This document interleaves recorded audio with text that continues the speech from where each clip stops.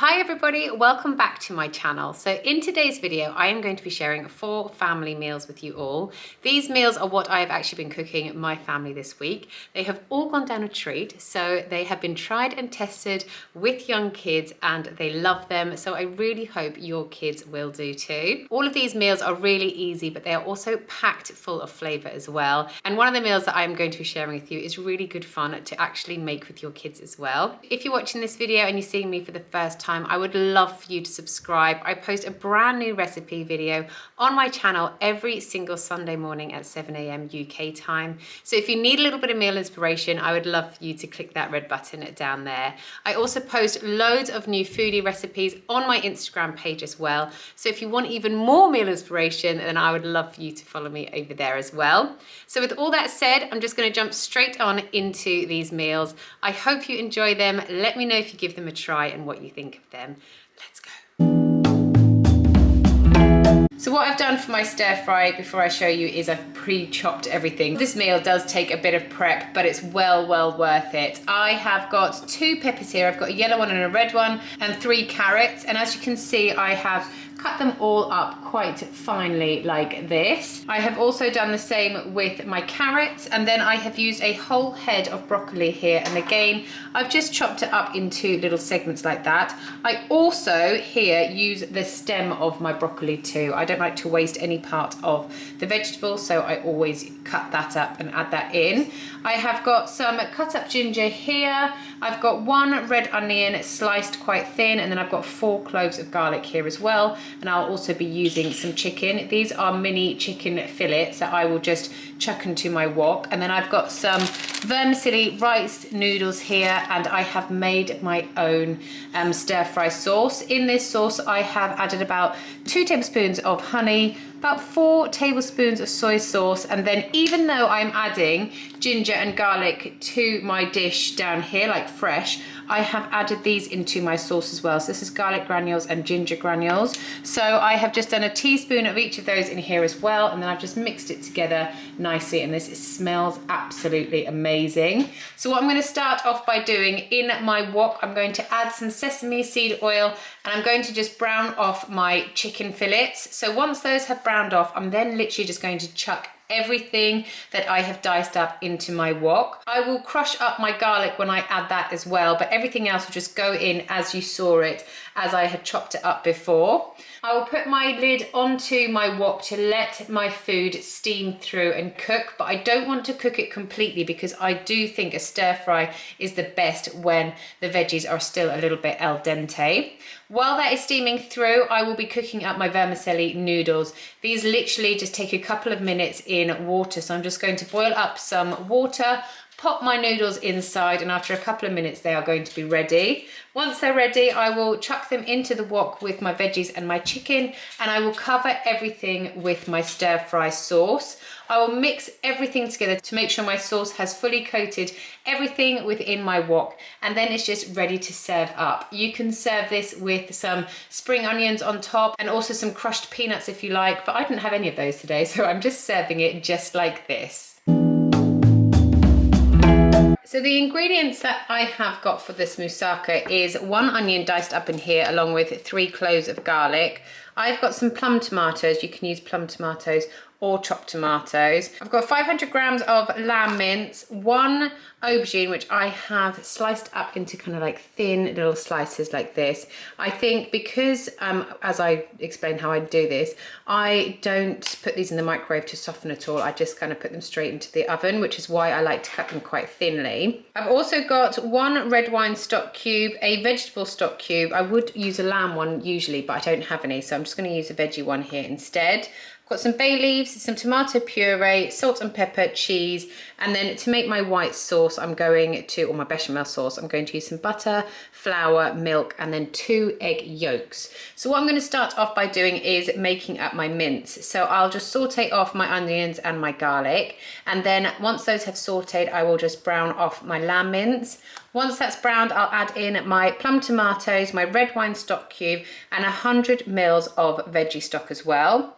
In with that, I'll put in 2 tablespoons of tomato puree, a couple of bay leaves and some salt and pepper, and I'll just let that simmer away for about 5 minutes or so to make sure all of the flavors have nicely combined. While that's simmering, I'll be making my bechamel sauce. So you want to make a bechamel sauce at the beginning in the same way that you make a white sauce. So you want to melt down some butter, and once that's melted, you want to add in some flour until it becomes a sort of like thicker paste. Once you've done that, you're then ready to slowly add in your milk.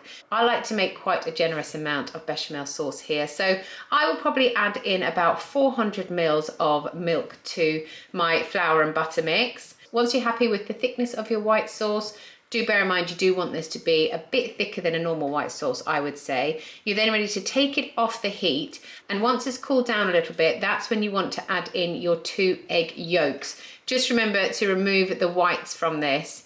Give that a really nice big mix around to make sure the yolks have dispersed into your white sauce, and then you just want to leave that to one side. You're then ready to start layering up your moussaka. So I start with some mince on the bottom, and then I lay down my aubergines. Like I said before, I cut my aubergines quite thinly. If you want to cut them a little bit thicker, then I would suggest putting them in a microwavable dish with some olive oil on top, and then just pop them in the microwave for about a minute or so, and that will soften them right down. Once I've done that, I will then be ready to pour my bechamel sauce on top of my aubergines.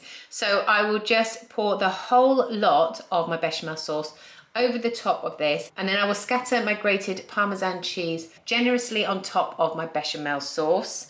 Like I said, I like to cook this in the oven for quite a long time. So I'm going to put it on 175 degrees centigrade, and I'm going to cook it for 90 minutes. This is going to make sure your aubergines become so lovely and soft and you don't have a tough skin with it. And then it's also going to have the crispiest cheese on top as well.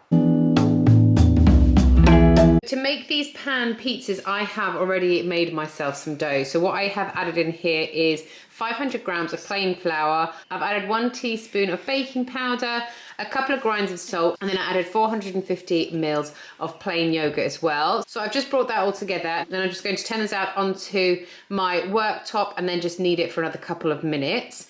And then what we are going to have as our toppings, I've just got some ham, I've got some cheese, and then I've got here some tomato puree, and this has got a hint of garlic in it. And I have also got some oregano. So what I'm going to do once I have kneaded out my dough for a little bit, I'm then just going to section it out into 4 equal sections so we can each have a little pizza of our own.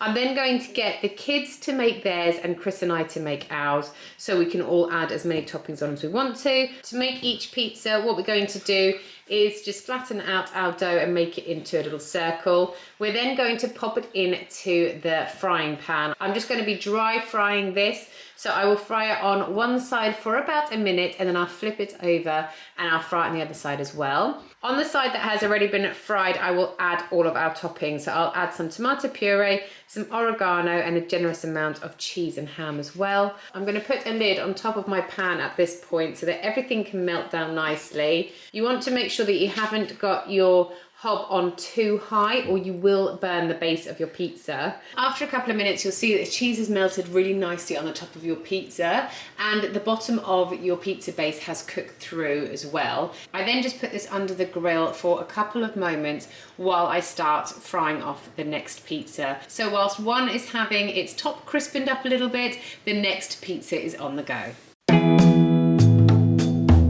Right, so for dinner tonight, we are going to be having lasagna. So I am going to be making like a big lasagna. So this is going to feed us for 2 meals. I've got this really massive pot here, and it's very deep as well. So what I have got is I have got 2 packs of beef mince here so that I can make a lot of my mince, and I'll also make a lot of my white sauce as well to make sure I've got a nice thick lasagna for us for 2 days. So to make my mince, I have got 2 packs of mince, an onion. I'll use about 4 cloves of garlic, and then I haven't got any chopped tomatoes, so I'm going to be adding these taco mixed beans, and they come in a spicy tomato sauce. They are so delicious, and they add so much flavour to any meal. So I'll add those in instead of my chopped tomatoes. Then I've got Some beef stock. I've got a red wine stock pot here as well, adds so much flavour.